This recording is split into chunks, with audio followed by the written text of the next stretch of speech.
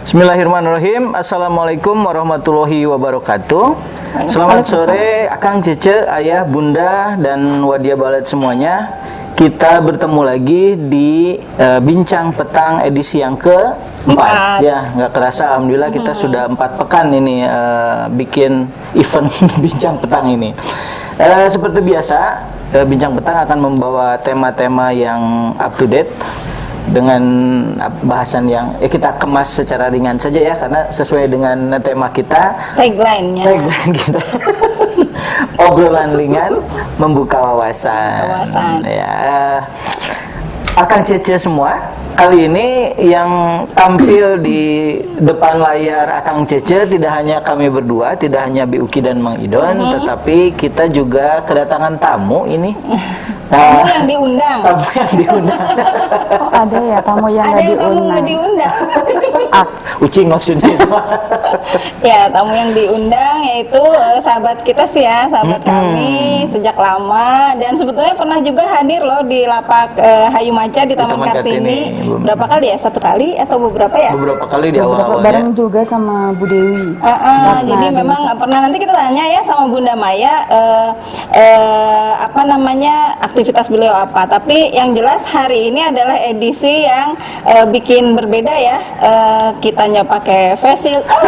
Tidak ada tamu yang lainnya. Ini tamu yang tidak diundang tuh yang barusan gitu.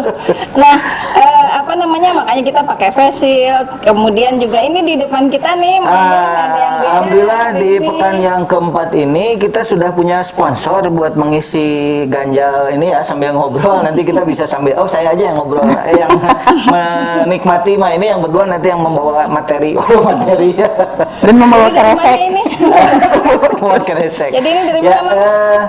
Kali ini di pekan yang keempat ini kita dapat sponsor dari Surabi Gelis. Iya. Ini ada surabi yang pakai kinca sebetulnya ya, Mang ya. Ini warnanya ada yang hijau. Nah, itu yang pakai kinca sama gitu. Santan.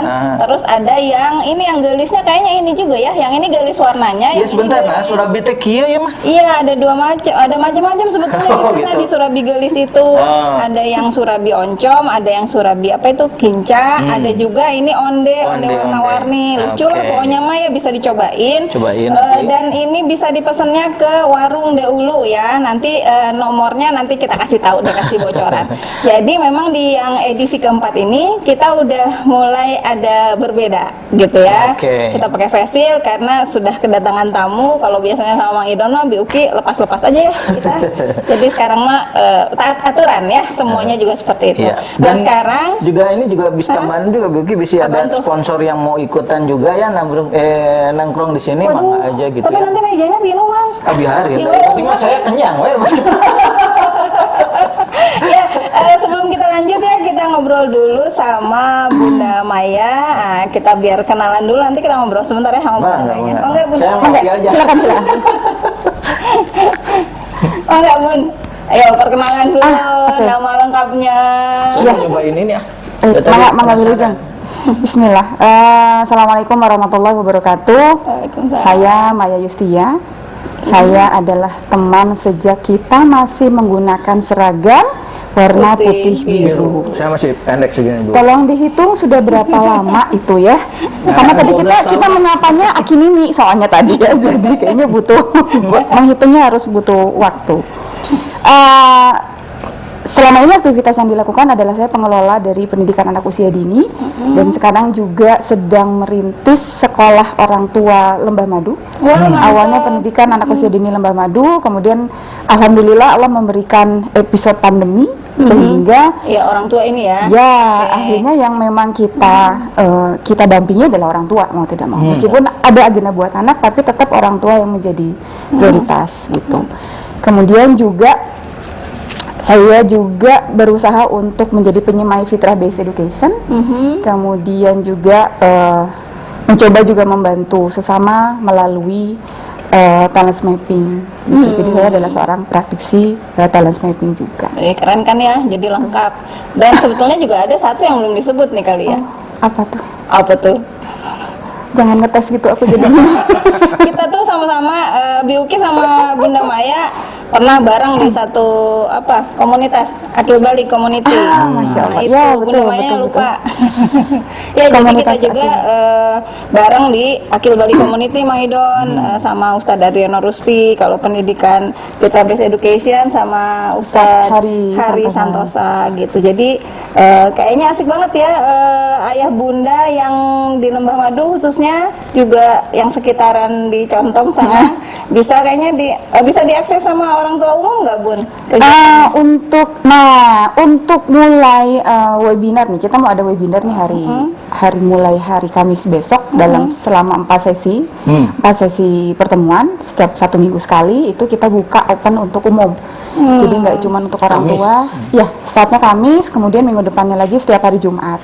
Webinarnya adalah karena kita startnya bukanya sih sebetulnya nggak cuma untuk orang tua, tapi juga untuk yang bersifat lebih umum. Judulnya adalah untuk mengetahui potensi diri melalui strength tipologi 30. Iya. Tuh. ST30 Mang. ST30. Ya, gitu. Jadi kita buka, saya belajar memberanikan diri untuk bisa lebih mempersilahkan orang banyak untuk bisa menikmati tools yang dibawa oleh foundernya adalah Abah Rama. Abah Rama ya. Nah, apa itu ST30 nanti bisa searching aja sebetulnya ya, tinggal googling apa itu ST30. Nah, kita ini tema kali ini kenapa kita mengundang tamunya juga Bunda Maya, karena ini berkaitan dengan tema yang akan kita obrolin kali ini. Judul tema kali ini adalah pengasuhan dan karakter anak, gitu ya. Bagaimana pengasuhan itu kemudian membentuk, artinya peran orang tua sangat besar di sini ya. Bagaimana ya dalam ajaran kita juga yang akan menjadikan anak itu jadi apa ke depan itu kan orang tua ya.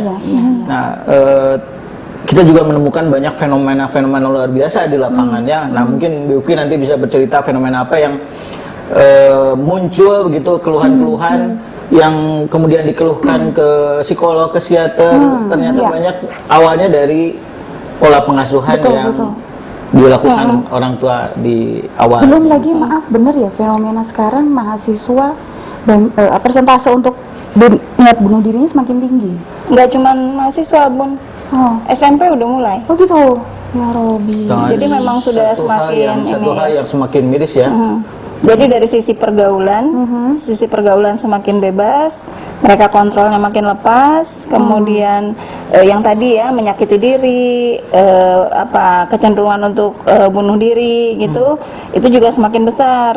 Semuanya ya dari kekuatan si dirinya itu ya, salah satunya ya karakter gitu kan, karakter, pola pikir dan sebagainya. Tapi kayaknya kita dengerin dulu dari Bunda Maya deh. Nah betul, tapi ini jadi satu hal yang bukan menarik ya, miris ya. Saya lihat ini satu hal yang sudah sampai ke Indonesia gitu ya. Kita sudah pernah tahu dulu Jepang itu tingkat bunuh diri di anak-anaknya itu kan luar biasa. Itu bahkan hanya karena dia biasanya posisi ranking yang ke-1 kemudian turun jadi kedua, itu kemudian bunuh diri, itu luar biasa gitu. Nah, ternyata fenomena ini udah sampai mendekat ke kita nih. Nah, apa dan bagaimana penyebabnya dan apa yang harus kita lakukan, mungkin jadi salah satu tema obrolan di kita kali ini ya. Gitu. Nah, Mangga gimana nih mau Bunda Maya? Kalau berbicara karakter, mungkin Yuki yang lebih bisa menjelaskan ya definisi karakter dari sisi psikologi itu seperti apa. Kalau saya mungkin coba mengambil salah satu definisi karakter itu dari guru saya, dari Abah Rama, dari Times Mapping ya. Kalau beliau itu karena beliau itu adalah dulunya adalah mantan CEO khususnya dari HRD kalau nggak salah untuk mengembangkan sumber daya, maka beliau melihat dari sisi bahwa potensi manusia itu dilihat dari bukan siapa dia, mungkin kalau dari sisi psikologi lihatnya siapa dia, tapi kalau beliau melihatnya dia bisa apa gitu.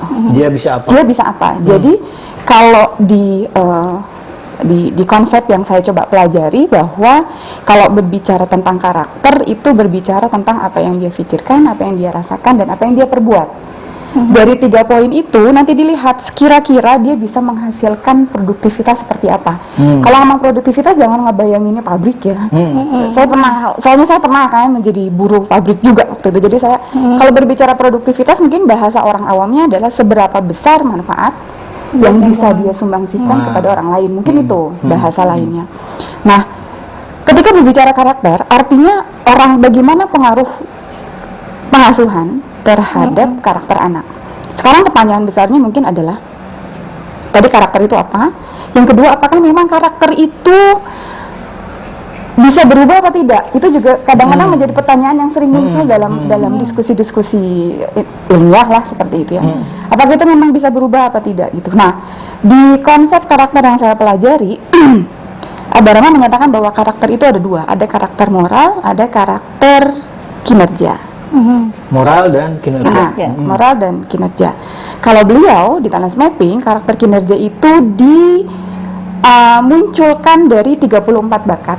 Bakat itu apa? Kalau di dalam konsep kami, bakat itu adalah sifat, tapi yang produktif. Sederhananya adalah setiap manusia memiliki sifat. Ada sifat positif dan negatif dong, ya kan? Nah, kami melihatnya yang negatifnya skip dulu deh. Kita lihat yang positifnya. Positifnya juga dibagi 2, ada yang produktif, ada yang non produktif. Jadi ada sifat positif yang tapi dia tidak produktif gitu. Ada juga kayak gitu kan. Nah, kita fokuskan lagi yang ke produktif. Produktif itu apa? Nah, dalam talent mapping itu dibagi menjadi 34 bakat. Kombinasi dari masing-masing bakat itulah yang akhirnya menentukan atau melahirkan keunikan seseorang atau bahasa lainnya adalah karakter. Jadi seberapa misalnya dari 34 misalnya bakat yang nomor 20 ditambah bakat nomor 3 ditambah bakat nomor 11 tuh. Ada rumus. Jadi rumus ya. Bahasa dulu kita tuh apa angka-angka tuh kan. Bahasa zaman kita kecil tuh ya. Togel. Skip, tolong ya, itu menunjukkan usia kita yang sebenarnya ya. Ngobrol tuh ini jadi kemana-mana. Nah, itu pasti akan melahirkan karakter. Nah, sekarang orang tua itu memiliki kombinasi bakat seperti apa, gitu kan? Si ayahnya seperti apa, si ibunya seperti apa.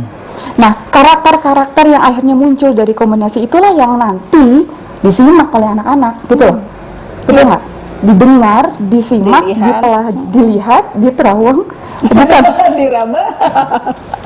Ya, disimak lah, dikonsumsi oleh anak-anak kita. Nah, disitulah yang akhirnya menjadi bekal anak-anak kita untuk bagaimana akhirnya dia menjadi kemudian gitu. Buat orang tua itu peta juga ya gitu, bisa memetakan begini. Jangan sampai ya yang pernah kita bahas di awal gitu. Saya teh heran Pak Roni kenapa saya teh cerewet padahal di rumah teh nggak ada yang cerewet. Ibu. Iya betul. Karena memang bakat itu ada yang kalau dalam bahasa kami itu ada yang gifted gitu ya, ada yang memang genetikal atau bukan genetikal ya. Inherent ya di dalam dirinya. Nah, betul. Nah, ada yang memang dia terwarnai dari lingkungan kan gitu. Seperti itu. Karena bisa jadi seperti ini misalnya. Ada anak yang dia cerewet gitu. Ketika apa? Enggak setiap waktu. Enggak setiap waktu. Contoh misalnya anak saya yang pertama nih. Bagi orang yang belum kenal diamnya betul-betul Pak Doni sampai haus ketika SD harus diketek-ketek. Ya kan tugasnya Pak Doni itu. Tapi ketika udah kenal atau kita sedang membicarakan hal-hal yang memang bagi dia itu engage banget, wah udah susah direm tuh. Nah berarti apakah dia termasuk anak yang cerewet apa tidak juga kan sangat kasuistik gitu. Sehingga memang harus karena keunikan itulah ya yang membuat akhirnya kita harus mempelajari lebih detail terkait siapa diri kita sebagai orang tua. Kemudian yang penting adalah yang sekarang juga sampai saat ini anak-anak saya udah gede, saya juga masih belajar dari bakat-bakat yang saya punya. Kira-kira ketika saya berperan menjadi ibu, bakat mana yang harus saya pakai? Contoh misalnya gini, kemarin kita ada webinar dengan orang tua Lembah Madu. Dia sudah mengisi sekarang tipologi 30. Komandernya dia gelap, bapak-bapak nih. Bun, saya gelap. Atau bagaimana Bun supaya berwarna merah teh kumaha carana? Aku udah jelasin dulu ke viewer nih. Maksudnya komander gelap itu apa? Komander gelap itu artinya sifat atau peran dia untuk menjadi seorang leader pemimpin, itu daya prosentasenya rendah, nggak ada negatif ya. Kalau karena kita mungkin pendekatannya lebih ke psikologi positif, itu rendah. Sedangkan dia merasa bahwa aku adalah seorang ayah, apa yang harus saya lakukan? Nah, akhirnya kita lihat bakat yang lain. Bapak bisa kok tetap jadi kepala keluarga, tapi kita lihat dari sisi apa? Komunikasinya kah? Developernya ingin developer itu ingin mengembangkan anak-anak. Apakah dari sisi bapak adalah empatinya misalnya? Kita lihat dari sisi yang mana. Nah, itulah membuat makanya setiap orang itu berperan sesuai dengan bakatnya masing-masing. Nah, bakat itulah yang nanti yang lahiriahnya nanti anak-anak yang akan mengkonsumsi itu gitu. Jadi alurnya ya seperti itu gitu.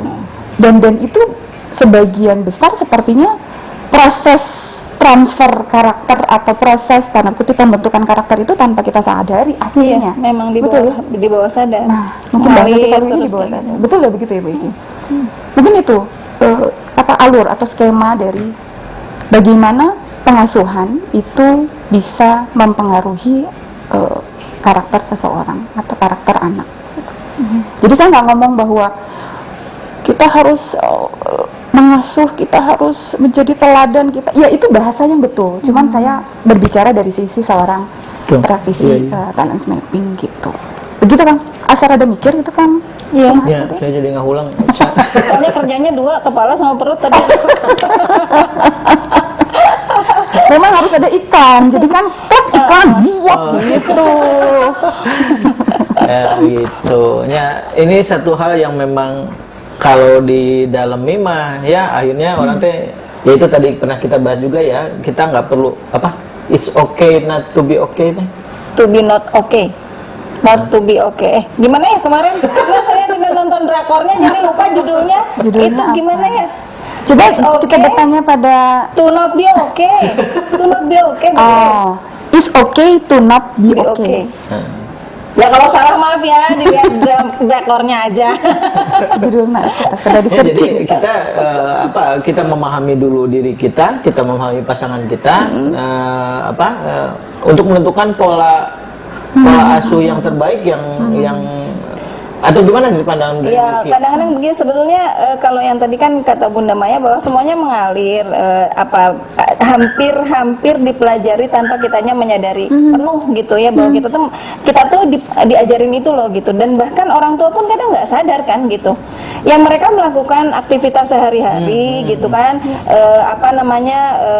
berkomunikasi dengan cara mereka berinteraksi dengan pasangan juga dengan kebiasaan mereka yang mereka tahu gitu kan, dan itu semua masuk ke dalam nggak biasa nih, masuk ke bawah sadarnya anak-anak yang nanti kalau misalnya mereka sudah besar nanti mereka jadi tahu hubunganku dengan suami nanti akan seperti hubungan ayah sama ibuku.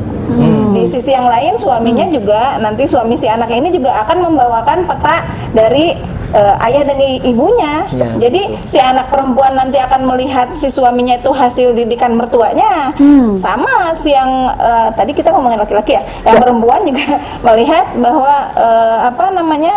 dia dilatihkan diajari pola hubungan berkeluarga itu dalam suatu keluarga itu dari mertuanya gitu. Jadi kesadaran tentang bahwa aku tuh diajarin bener-bener tuh nggak ada sih, jarang juga kan memang yang duduk nanti kalau enggak juga gitu. Tapi justru yang lebih membekas adalah bagaimana ketika ayah negur kakak, bagaimana ketika ibu nyuruh gitu kan. Itu yang karena berulang akhirnya polanya semakin kuat. Mungkin kita ingat waktu dulu suka ada, nggak dulu ya mungkin saya nggak tahu iklan di TV sekarang seperti apa yang susu ya, iklan susu yang mielin nasi. Itu kan awalnya si Sarah itu makin bingung dia kayaknya. Aku juga nggak tahu. Soalnya kita sama pelupa. Aduh. Jadi kan awalnya itu sesuatu ilmu pengetahuan, suatu pengetahuan itu kayak rimba gitu, kayak ladang yang berantakan. Tapi kemudian misalnya satu belajar, kayak misalnya dulu diajarinnya tuh kalau nggak salah anak berlatih piano kan. Ketika satu tuts di do itu jika dibikin jalan setapak. do. Nanti dia tahu oh do tuh posisinya di sini. Nanti sebelahnya re, mi. Nah itu nanti itu makin apal tuh jalannya makin tebal, makin lebar, makin luas. Nah kemudian terbentuklah bakat untuk bernyanyi, memainkan musik dan sebagainya kayak gitu. Jadi semakin jaringan syaraf di otaknya itu, dendrit, neuron yang gitu-gitunya itu makin tebal, maka dia makin ahli. Gitu, makin skill. Dan yang tadi mungkin itu yang bicara tentang bakat produktif dan bakat yang tidak produktif gitu ya. Kalau yang produktif ya karena sering sifat produktif. Iya. Bukan bakat ya, sifat. Bakat adalah sifat produktif. Oh, bakat adalah sifat produktif kayak gitu ya. Jadi orang yang akhirnya jago bicara, gampang berinteraksi di situasi yang tiba-tiba berubah gitu, dia enjoy aja, tetap bisa adaptif. Itu karena sering gitu dia menghadapi situasi yang unpredictable, tetapi juga lingkungannya tetap kalem aja gitu. Akhirnya dia tetap in control gitu. Tapi ada juga orang yang situasinya berubah, terus dia jadi panik. Semuanya sekeluarga misalnya kebiasaan panik, mati lampu aja panik, mana lilin gitu loh. Kayak yang nggak hafal, padahal di rumahnya itu tuh udah bertahun-tahun tapi tetap aja butuh lilin gitu. Padahal kan tenang sebentar, buka mata kan perasaan akan lebih terang dikit gitu kan ya. Gitu. Jadi kita tuh itu semua dibangun dari kebiasaan-kebiasaan ya yang ditunjukkan oleh orang tua kita, yang nggak disadari bahwa itu tuh masuk loh ke anak kita gitu. Makanya sebetulnya kalau pendekatannya pakai pendekatan bawah sadar, yang hypnoparenting teh bukan tidak sadar ya, tapi bawah sadar. Hypnoparenting gitu, itu masuk kan pas mau tidur. Karena apa? Kitanya dalam posisi yang tidak benar-benar sebetulnya tidak kayak nggak merhatiin, tapi sebetulnya kita menyerapnya itu dengan semuanya gitu. Kayak gitu. Uniknya gini loh, saya jadi ingat. Ini anak saya juga yang gede nih. Kan dia semua simak tuh. Ya, anak-anak kita tuh semua menyimak. Tapi ketika sudah dewasa, dia bisa memilah, bisa memilah loh. Ada sisi di mana aku yang memang mau aku ambil bagus dari bunda, mana yang enggak. Contoh, datang keponakan ke rumah nih, masih kecil, dia main sama anak yang kecil itu, sama ponakannya, sepupunya. Dia bilang, bun, lihat, kalau ke anak kecil tuh kayak gini nih bun. Artinya dia merasa bahwa aku nggak diginiin sama bunda, gitu, ngerti nggak? Dan itu menjadi bahan. Jadi dia sudah mampu membuat evaluasi kan, kira-kira mana yang memang, dan dia akhirnya dia recall, dulu aku digituin aku nggak nyaman gitu. Jadi tadi gabungan antara rasa gitu kan, antara knowledge-nya dia gitu, itu semua bergabung, akhirnya dia membuat sebuah rumusan. Aku suka, aku nggak suka. Kalau suka, aku lanjutkan. Kalau nggak suka, aku skip, aku menolak. Bahkan mungkin kalau untuk yang lebih parahnya menjadi trauma misalnya, gitu ya. Nah itu kan yang akhirnya tadi tanpa kita sadari, apakah misalnya gini, banyak orang tua yang dia jajannya itu adalah seminar, misal parenting, gitu ya. Mana ya parenting dikejar.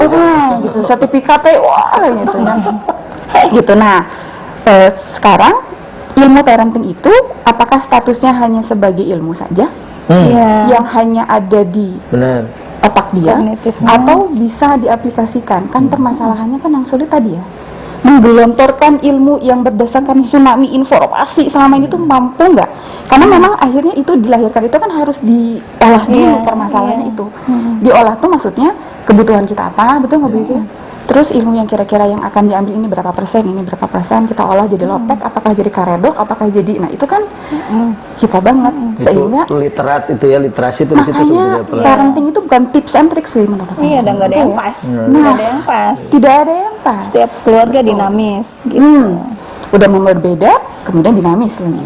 Ya kan, kalau misalnya mau bikin lotek, keluarga saya emang nggak senang togenya, nggak senang pedas, nggak mau bau cikur, nggak mau pakai terasi. Udahlah, jadi tetap aja ketika diramu itu sudah tahu semua teori itu, kalau nggak kolaps karena tsunami ya, dipilih. Aku paham, tapi setelah paham, aku siap merubah diri gitu ya. Kalau misalnya memang ada yang harus dirubah, lihat anaknya kayak apa. Nah, tuh. Terus udah ada di titik mana nih gitu kan? Apakah harus ngalah atau harus langsung masuk atau harus ngapain dulu, nguriling heula kayak gitu. Nah, itu pendekatan yang kemudian apply-nya mah justru tetap sama orang tua.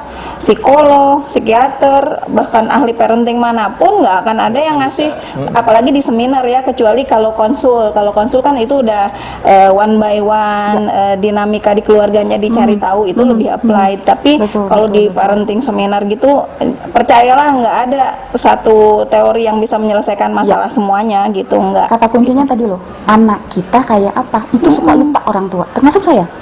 Lupa untuk lebih mengenal anak kita. Hanya karena mengenalnya hanya sekedar bahwa anak saya rambutnya hitam, anak saya tingginya sekian, anak saya sekolahnya di sini, anak saya cuma itu doang. Lupa ya untuk bahwa dia itu berwujud tidak cuma lahir ya, tapi juga batiniah. Batiniahnya ya. Lahirnya udah kelihatan, jadi bisa lah. Tapi kalau batiniahnya, nah itu yang kita lupa. Kita ilmu banyak, tapi nggak kenal. Bagaimana mau meramunya itu. Gitu. Ya. Gitu kan. Dan itu yang Papa ya, parahnya di zaman kita dulu nggak ada sekolah untuk orang tua ya gitu. Jadi hanya mengandalkan apa yang didapat dari pola asuh dari orang tua sebelumnya gitu. Nah, mungkin tantangan karena memang ya setiap zaman sih berbeda, tapi tantangan di zaman ini begitu luar biasa sih yang kita lihat ya gitu, booming media sosial dan sebagainya. Kalau kita tidak menanamkan value-value di pola pengasuhan awal gitu ya, bisa jadi. Nah, ini mungkin menarik saat kita dulu sebagai guru banyak sekali keluhan bahwa pola asuh itu hanya diserahkan kepada ibu. Dan mungkin sekarang fenomenanya masih banyak ya seperti itu ya, bahwa pokoknya belajar di rumah sama ibu, apa-apa sama ibu. Pokoknya mah ibu soal pendidikan mah gitu ya. Nah, padahal sebetulnya sisi ibu makan feminim. Ya, sisi maskulinnya itu sangat dibutuhkan juga, nggak hanya di sisi anak laki-laki ya, di perempuan pun harus tetap mengenal maskulinitas. Nah, gimana tuh Yuki, Bunda Maya tentang hal bahwa pokoknya mah ibu dulu urusan rumah mah gitu ta. Nanti Bu Yuki tolong sempurnakan ya. Jadi Abdi saya tik beliau nanti yang ini. Apa nih? Ya, kalau kita belajar nih, saya belajar dan Bu Yuki di Akil Balik Community, memang ada peran ayah dan ibu kan. Bahasa sederhana saya adalah ketika berbicara pendidikan tauhid, akidah itu kan sebetulnya di ayah sebetulnya. Kalau bahasa Bunda Sri, masih ingat Bunda Sri Hayat School? Dia bilang ibu yang menyiapkan rasa. Karena ketika ulangi, ayah menyiapkan. Ayah itu bicara value sebetulnya. Ayah berbicara tentang value, knowledge, aturan. Raja tega itu ayah.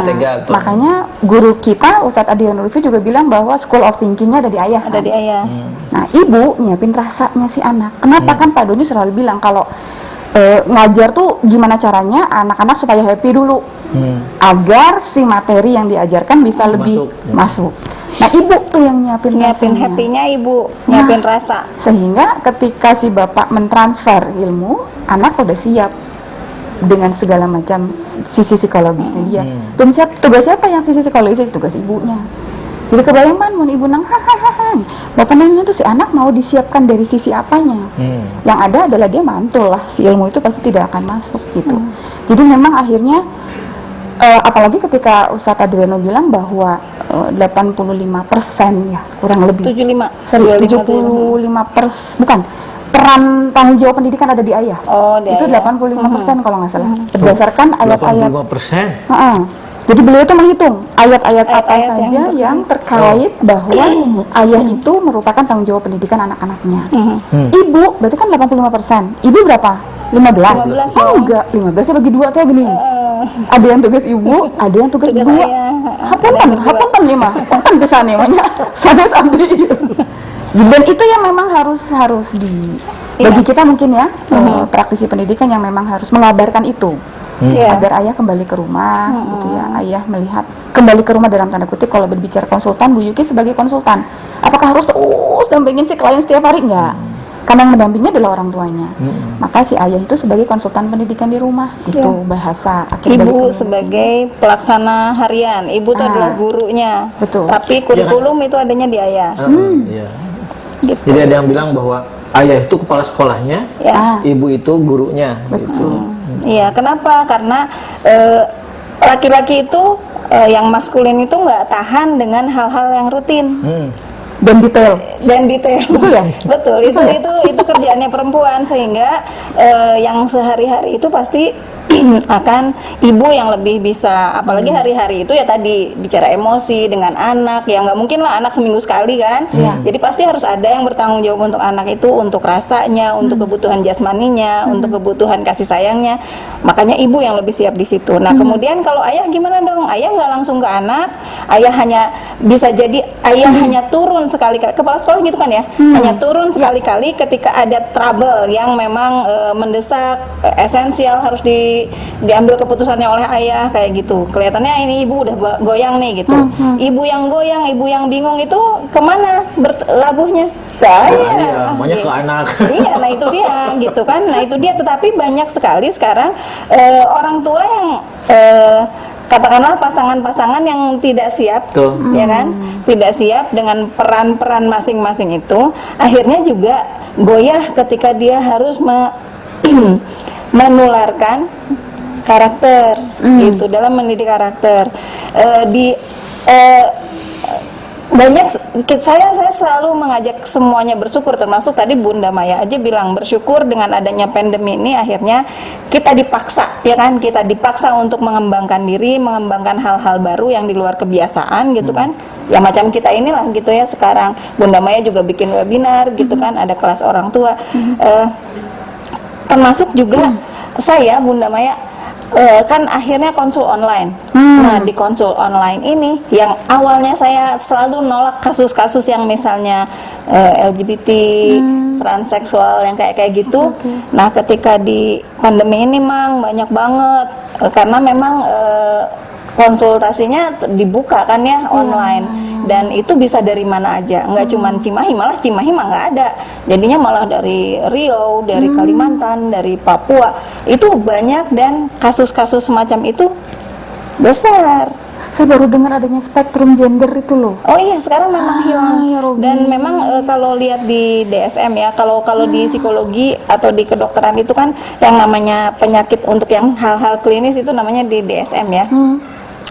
Saya jadi lupa nama istilahnya apalah, kepanjangannya, tetapi setiap nanti ada periode yang sekarang udah sampai DSM 5 itu LGBT sudah hilang di situ, namanya udah ganti gitu. Jadi memang ya apapun berganti nama jadi apapun ya, kalau umat Islam pasti bisa ngelihat dari sisi dia sesuai fitrah apa enggak, karena Allah tidak menurunkan gender ketiga kan, kecuali hanya dua.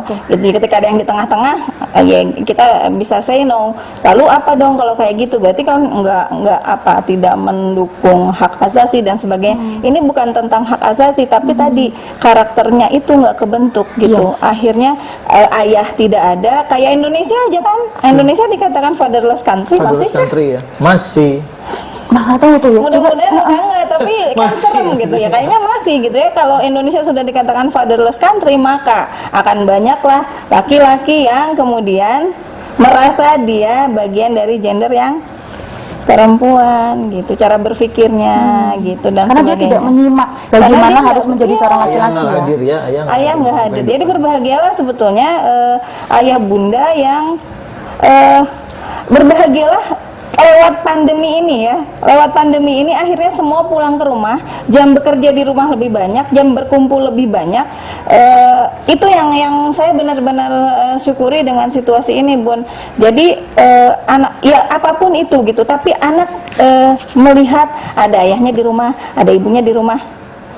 Bahwa di awal-awal bergolaknya kayak apa gitu, tapi pasti kan dari bulan ke bulan, dari waktu ke waktu akhirnya mereka melakukan penyesuaian gitu. Ya saya sih bersyukurnya itu. Makanya pesan Bu Uki mah dari awal juga manfaatkan betul waktu ini adalah untuk memperbaiki, yang bolong-bolong kita isi lagi, yang kurang kita tambah, yang salah-salah kita perbaiki kayak gitu. Bunda Maya lagi deh yang ngomong. Oh iya, di flyer tuh kan sampai ada tulisan. Ini Mang Idon aja nanya, kenapa ya Bu, Bunda Bi, kenapa ya Bunda Maya nulis, kenapa orang Indonesia yang di Indonesianya nggak disiplin, pas di Singapura bisa jadi disiplin, bisa ikutan nggak buang sampah sembarangan. Tapi yang di Indonesianya nggak bisa ngelukis, diajak ke Roma, kenapa? Dia statement yang kedua itu yang bingung, kenapa dibawa ke Roma terus tetap nggak bisa ngelukis? Ini itu yang mau dijelasin sama Bunda Maya. Sekarang nih kita tanyain. Saya udah ulang. Melukis di Roma. Jauh amat mau melukis aja ke Roma. Dia gitu mikir Atau kali. tolong lah ya, orang mengenalnya Roma, bukan Cihideung gitu misalnya ya, kurang gitu. Ya. Karena bari ngopi iya Roma gitu. Nah, ini Roma. Kenapa nggak ke Bali gitu ya misalnya? Bener. Ya karena yang ada di sini tulisannya itu. Ingat. Pembaca dulu atau apa ya? Iya, gitu bisa ya. dipertanggungjawabkan. Oh, iya dong. Disampaikan. Jadi ini daftar pustakanya kan dari sini nih kan. Mengapa orang tuh ada di sini langsung dikasih post note di sini ya? Ya. Jadi kalau berbicara seperti itu, ini sebetulnya ingin menunjukkan bahwa ada dua kubu. Ada orang yang menyatakan bahwa karakter itu tidak bisa berubah. Ada orang yang menyatakan karakter itu masih bisa berubah kok. Memang tergantung dari teori mana yang diambil sih sebetulnya ya. Apakah memang teori misalnya entah apakah ada tabula rasa lah atau apalah, saya kurang untuk dari dunia psikologi saya nggak paham. Jadi memang akhirnya makanya Abah Rama membagi dua. Ada karakter moral, ada karakter kinerja. Kalau karakter kinerja kita bisa milih kok sesuai dengan keunikan kita. Tapi kalau karakter moral nggak bisa. Contoh kayak tadi si bapak tadi, saya kepala keluarga nih. Tapi komander saya, leader saya hideung Bu Maya, abis kudu kumaha. Dikana beremkeun tiasa. Jadi kalau jadi ke merah tuh jadi 1, 2, 3, 5 Jadi untuk tingkat. ke merah itu dari mulai jadi rubah dulu warna apa? Kan Abu ya. Jadi abu. paling tinggi tuh merah nih. Merah. Persentase tinggi merah, kuning, putih, abu, hitam. Jadi jangan dari Ya, hitam belum ke merah hitam, ya. gitu. Luas pan kena. Kalaupun naik tuh nggak mungkin. Nggak sampai ke merahnya. Putih aja dengan perjuangan keras. Iya. Energinya luar biasa. Bisa jadi yang merahnya pada turun. Iya, semua beralih ke situ ya fokusnya. gantinya. Iya, jadi akhirnya tadi kita harus memilah-milah. Kalau untuk kinerja itu biasanya untuk profesi, untuk karir, kita tinggal memilah. Atau jurusan, misalnya untuk anak-anak yang mau mengambil. Aku milih bisa kan? Aku pengen apa, bisa dipilih. Tapi kalau untuk moral tidak bisa. Tidak ada pilihan, yang ada adalah mengolah bakat yang ada.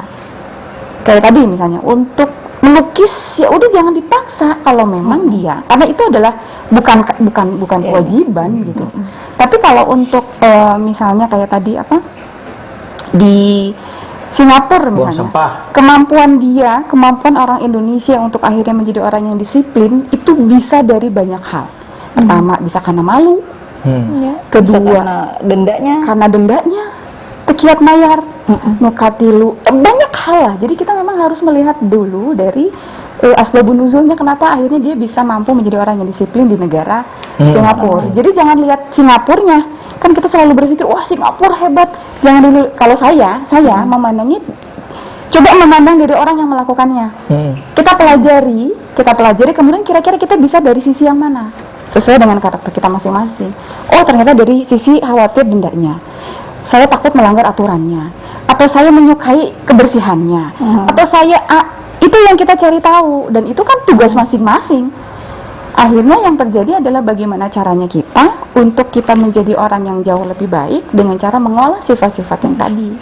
Kita olah sendiri lah, nggak mungkin oleh orang lain. Konsultan pun ada batas kan, nggak sampai dia masuk ke dalam, bahkan keputusan akhir tetap di klien kan, bukan di Bu Yuki kan, hanya advice gitu kan, menjabarkan saja, memberikan saran, kemudian menginikan benang kusutnya aja. Tapi ketika menggulungnya siapa? Ya tetap dia, gitu, tetap dia.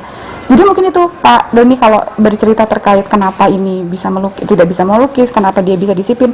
Maksud saya ingin melihat bahwa kita bisa menjadi yang lebih baik dan tidak harus sama jenis kebaikan yang dilakukan itu, kecuali karakter moral. Jadi itulah akhirnya kita memang harus banyak belajar. Saya juga tetap harus banyak belajar bahwa menjadi manusia itu memang kita mempelajari diri kita aja, artinya kita sedang mempelajari Al-Quran. Ustaz Paman Alihan menyatakan seperti itu. Kita mempelajari lebah aja, artinya kita sedang mempelajari Al-Quran. Ketika niatnya lillahi ta'ala, ya sudah, itu ibadah. Itu apapun jadi kalau kita ingin menjadi seorang, kata Ustaz Maman Alihan, kalau kita ingin menjadi orang yang beriman, tidak harus menjadi seorang dai, tidak harus menjadi seorang apapun diri Anda. Ketika kita mempelajari itu kemudian membawa daftar pustakanya Quran dan Sunnah, insya Allah kita pelajari terus. Itu sih sebetulnya ingin saya bawa, sebetulnya bukan menentukan apakah karakter bisa berubah apa enggak. Itu sih sebetulnya cara pandang dari sisi itu sebetulnya yang ingin didiskusikan di petang kali ini, petang. Dan apalagi kalau ambil satu lagi nih pendekatannya Bunda Maya yang dari FBE, Fitrah Based Education, itu lebih positif lagi dari sekedar nggak bisa dibandingin sekedar psikologi positif ya, tapi itu betul-betul positif. Maksudnya adalah kita dengan segala keyakinan kita tuh kita tahu bahwa Allah tuh udah narok benihnya di setiap diri kita, di setiap jiwa-jiwa ayah, bunda, dan anak-anak yang ada di rumah itu, benih-benih baiknya. Kita tuh tinggal memantik dan ngasih, menyirami sehingga mereka bertumbuh gitu, memupuk ya. Itulah sebabnya sangat mungkin ketika si benih itu tidak ditumbuhkan di rumah, tapi ditumbuhkannya oleh orang di luar, kemudian dia muncul kesadaran, barangkali itulah konflik-konfliknya akan muncul. Apakah konfliknya muncul di rumah dengan ayah atau dengan ibu, ataukah konfliknya muncul di tempat kerja. Tetapi ketika anak itu mulai berkembang, menyadari bahwa aku adalah individu yang sudah bisa berpikir dan aku tahu ini salah, mulai tuh muncul kegamangan, biasanya kayak gitu.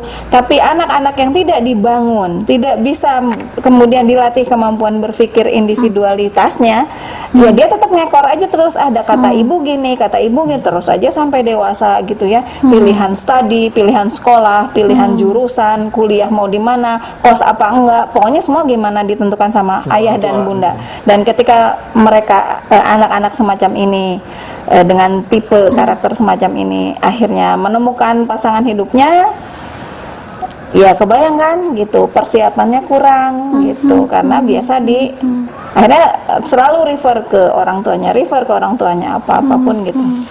Aduh, nggak kerasa kita ngobrol. Wah iya, luar biasa.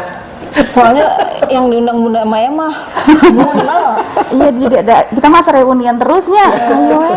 Nah, mungkin gitu. ada apa ya, tips atau buat orang tua gitu, kira-kira tahapan. Kan sebetulnya banyak yang harus mereka pelajari tadi, tapi yang sebetulnya yang dasar atau tahapan jenjang yang harus dipelajari atau jadi bekal orang tua, kira-kira apa aja tuh Biuki dan Bunda Maya, supaya mereka ada gambaran lah, oh saya teh ya kan kalau ngelihat tahapan begini-begini, oh saya bolongnya di sini, harus belajar di sini, atau sama sekali buram gitu, saya harus apa dulu yang harus. Nah, mungkin ada masukan buat para orang tua kira-kira berkaitan dengan pola asuh ini, membentuk karakter yang diminta atau dibebankan ke kita gitu, kira-kira apa nih masukan buat orang tuanya? Ya, kita coba menggabung dua ya, dari PAB sama dari Akil Balik sama dari FBE ya, dari Fitrah Based Education. Jadi kalau 0 sampai 7, ketika anak usianya 0 sampai 7, maka ajarkanlah kepada dia akidah. Lalu hidupkanlah emosinya, hidupkanlah, penuhi emosinya, penuhi dengan kasih sayang, rasa bahagia, rasa cinta. Tidak cuma cinta kepada keluarga, tidak cuma ditunjukkan rasa cinta dari ayah dan bunda kepada anak, tapi rasa cinta kepada Sang Khalik.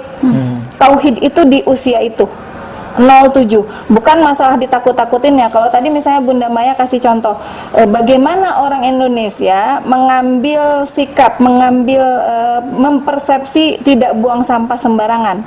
Bagaimana seseorang bisa tidak buang sampah sembarangan itu beda-beda. Ada yang dilatihkan dari orang di rumahnya, misalnya waktu kecil kalau buang sampah dicepret. Jadi yang dilatihkan adalah rasa takut. Kalau buang sampah sembarangan kamu dihukum, kamu yang beres-beresin rumah 2 mingguan, rasa takut yang dibangun. Tapi ketika Allah menyukai kebersihan, Allah menyukai keindahan, kebersihan itu bagian dari iman. Coba upayakan yang bersih, kalau enggak kamu nanti sakit, banyak ya kayak gitu kan ya. Pendekatannya yang lebih jadi setiap pendekatan apapun silahkan orang tua boleh melakukannya, tapi pertimbangkan kira-kira nanti apa yang akan muncul di persepsinya. Itu yang akan membentuk karakter moralnya tadi gitu ya.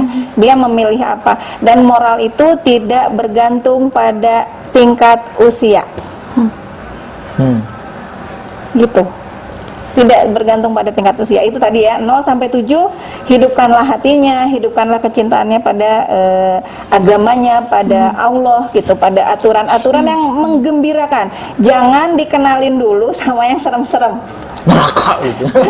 Ya, konsekuensi itu teh hilangkan aja dah. Karena apa? Karena Allah tuh rahmat Allah, kasih sayang Allah itu lebih dulu daripada siksanya. Allah itu nggak akan menyiksa seseorang yang emang nggak tahu. Tapi begitu tahu lo siap-siap aja gitu kan?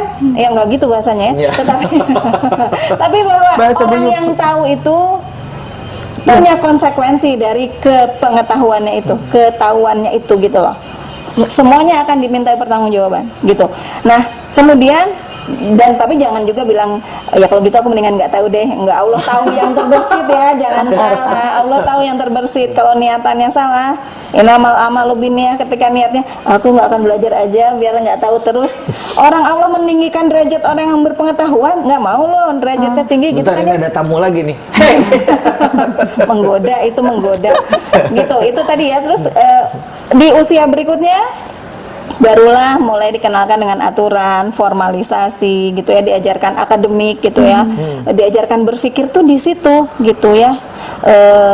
Apa namanya, konsekuensi kayak itu tuh adanya di usia 7 ke atas. Tapi sebelumnya tuh emosi ya gitu. Jadi karena emosi itu juga tempatnya ada di bunda ya tadi ya. Apa namanya, bundanya harus sejahtera gitu. Maksudnya bukan dari sisi materi ya.